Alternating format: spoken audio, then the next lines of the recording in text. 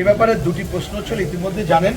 দ্বিতীয় যে পয়েন্টটা সেটা হচ্ছে এইবারের যে ত্রয়োদশ নির্বাচন হবে, এই নির্বাচনকে সামনে রেখে আমরা যতটুকু খবর পেয়েছি ইতিমধ্যে সীমানার নিয়ে যে জটিলতা আছে অবসানের জন্য ওনারা একটা কমিটি গঠন করেছেন। সেই কমিটির মাধ্যমে দ্রুত এটা সমাধান হোক, এ ব্যাপারে আমরা একমত এবং আমরা যেটা বুঝেছি সবাই প্রায় আমরা এই ব্যাপারে একমত হয়েছি।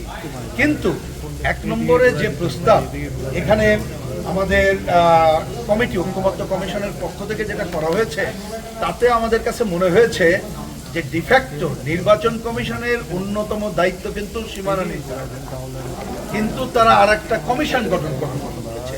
আমরা এটার সাথে একমত হতে পারি।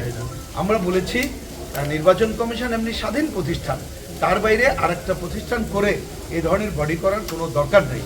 তবে নির্বাচন কমিশন যাতে করে যখন আমাদের এই যে সীমানা নির্ধারণ হবে, সাধারণত এটা হয় কখন, যখন আমাদের জনশুমারি যেটা আদমশুমারি নামে খ্যাত ওই সময় হয়।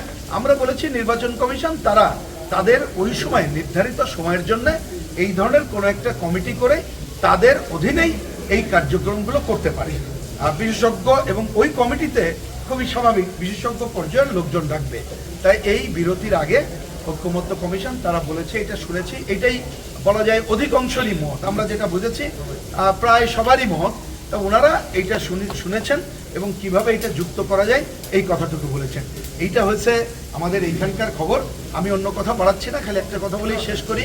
আমাদের আজকে এই যে কেবল অন্তর্বর্তীকালীন সরকারের যে বিধানের বিকালে আছে, নিশ্চয়ই তখন আমরা তত্ত্বাবধায়ক সরকার মানে নির্বাচনকালীন সময়ের সরকার, আমাদের পজিশন হচ্ছে ওই সময়ের সরকার, তখন আমরা সেই আলোচনা করব।